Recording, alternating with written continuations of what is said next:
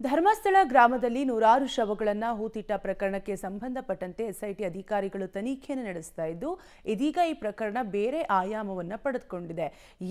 ಇದೀಗ ಕಳೆದ 25 ವರ್ಷಗಳಿಂದಲೂ ಕೂಡ ಧರ್ಮಸ್ಥಳ ಪರಿಸರದಲ್ಲಿ ಶವ ಸಾಗಾಟ ಮಾಡುತ್ತಿದ್ದ ಇಬ್ಬರು ಆಂಬ್ಯುಲೆನ್ಸ್ ಚಾಲಕರನ್ನ ಎಸ್ಐಟಿ ಅಧಿಕಾರಿಗಳು ವಿಚಾರಣೆಯನ್ನ ಮಾಡಿದ್ದಾರೆ. ಹಾಗಾದ್ರೆ ಆಂಬ್ಯುಲೆನ್ಸ್ ಚಾಲಕರು ಹೇಳಿರೋದೇನು ನೀವೇ ನೋಡಿ. ಎಸ್ಐಟಿಯಿಂದ ಇಬ್ಬರು ಆಂಬ್ಯುಲೆನ್ಸ್ ಚಾಲಕರ ವಿಚಾರಣೆ. ಡ್ರೈವರ್ಗಳಿಂದ ಮಹತ್ವದ ಮಾಹಿತಿ ಸಂಗ್ರಹಿಸಿದ ಎಸ್ಐಟಿ. ಚಿನ್ನಯ್ಯ ಬುರುಡೆ ಕತೆ ಬಿಚ್ಚಿಟ್ಟ ಆಂಬ್ಯುಲೆನ್ಸ್ ಚಾಲಕರು. ಧರ್ಮಸ್ಥಳ ಗ್ರಾಮದಲ್ಲಿ ಶವ ಹೂತಿಟ್ಟ ಆರೋಪದ ಪ್ರಕರಣ ಇನ್ವೆಸ್ಟಿಗೇಷನ್ ಚುರುಕುಗೊಂಡಿದೆ. ಎಸ್ಐಟಿ ವಿವಿಧ ಆಯಾಮಗಳಲ್ಲಿ ತನಿಖೆ ನಡೆಸ್ತಾ ಇದ್ದು ಧರ್ಮಸ್ಥಳ ಗ್ರಾಮದ ಸುತ್ತಮುತ್ತ ಅನಾಮಿಕ ಶವಗಳ ಸಾಗಾಟದಲ್ಲಿ ಆಂಬ್ಯುಲೆನ್ಸ್ ಚಾಲಕರು ಭಾಗಿಯಾಗಿದ್ದಾರಾ ಎಂಬ ಬಗ್ಗೆ ಎಸ್ಐಟಿ ಅಧಿಕಾರಿಗಳು ಮಾಹಿತಿ ಕಲೆ ಹಾಕ್ತಿದ್ದಾರೆ.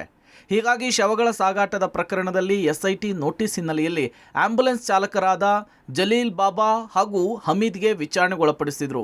ಧರ್ಮಸ್ಥಳದ ಸುತ್ತಮುತ್ತಲಿನ ಪ್ರದೇಶಗಳಲ್ಲಿ ಸಾವನ್ನಪ್ಪಿದ ವ್ಯಕ್ತಿಗಳ ಶವಗಳು, ವಿಶೇಷವಾಗಿ ಅನಾಮಿಕ ಶವಗಳು ಎಲ್ಲಿಗೆ ಸಾಗಿಸಲಾಗ್ತಿತ್ತು, ಯಾರು ಸಾಗಾಟ ಮಾಡೋದಕ್ಕೆ ಹೇಳ್ತಾ ಇದ್ರು ಎಂಬೆಲ್ಲ ಪ್ರಶ್ನೆಗಳಿಗೆ ಉತ್ತರ ಹುಡುಕಲು ಎಸ್ಐಟಿ ಟೀಮ್ ವಿಚಾರಣೆ ನಡೆಸಿದೆ.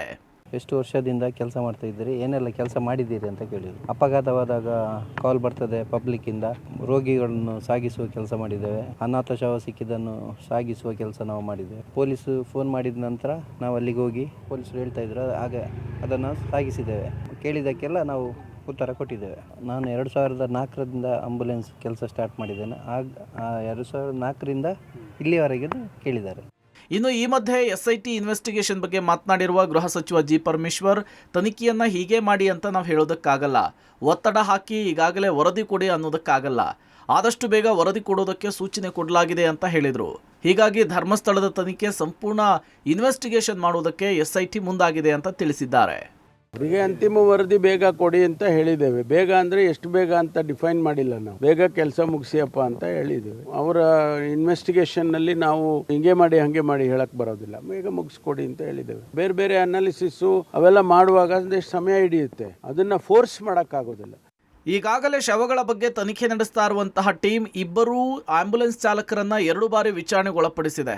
ಸಂಪೂರ್ಣ ಮಾಹಿತಿ ಕಲೆ ಹಾಕಿದೆ. ವಿಚಾರಣೆ ವೇಳೆ ಇಬ್ಬರು ಆಂಬ್ಯುಲೆನ್ಸ್ ಚಾಲಕರು ಆರೋಪಿ ಚಿನ್ನಯ್ಯನ ಬಗ್ಗೆಯೂ ಕೂಡ ಮಾಹಿತಿ ಕೊಟ್ಟಿದ್ದಾರೆ. ನಾವು ಕಳೆದ 23 ವರ್ಷಗಳಿಂದ ಪ್ರಾಮಾಣಿಕವಾಗಿ ಕೆಲಸ ಮಾಡಿದ್ದೇವೆ. ಅಪಘಾತ ಸಂಭವಿಸಿದಾಗ ಸ್ಥಳೀಯರು ಕರೆ ಮಾಡಿ ತಿಳಿಸ್ತಾರೆ. ಅನಾಥ ಶವಗಳು ಸಿಕ್ಕಾಗ ಪೊಲೀಸರು ಕರೆ ಮಾಡಿ ಹೇಳ್ತಾರೆ. ಶವ ಸಿಕ್ಕಾಗ ಚಿನ್ನಯ್ಯನೂ ಕೂಡ ಇರ್ತಿದ್ದ, ಆಗ ಪೊಲೀಸರು ಕೂಡ ಇರ್ತಿದ್ರು. ಅವ್ರು ಹೇಳಿದಂತೆ ಎಲ್ಲವನ್ನೂ ಕೂಡ ಮಾಡ್ತಾ ಇದ್ವಿ. ಹೀಗಾಗಿ ಚಿನ್ನಯ್ಯ ಒಬ್ಬನೇ ಹೋಗಿ ಯಾರಿಗೂ ಗೊತ್ತಾಗದ ರೀತಿಯಲ್ಲಿ ಶವ ಹೂತು ಹಾಕೋದಕ್ಕೆ ಸಾಧ್ಯವಿಲ್ಲ ಅನ್ನೋದನ್ನ ಎಸ್ಐಟಿ ಮುಂದೆ ಈ ಇಬ್ಬರು ಕೂಡ ಹೇಳಿದ್ದಾರೆ. ಕ್ವಶನ್ಗಳನ್ನು ಕೇಳಿದ್ರು, ಅದಕ್ಕೆ ಆನ್ಸರ್ ಎಲ್ಲ ಹೇಳಿದೆ. ಅವ್ರಿಗೆ ಬೇಕಾದದ್ದು ಪೊಲೀಸವರ ನಿರ್ದೇಶನದ ಮೇರೆಗೆ ನಾವು ಕರ್ಕೊಂಡು ಹೋಗ್ತೇವೆ.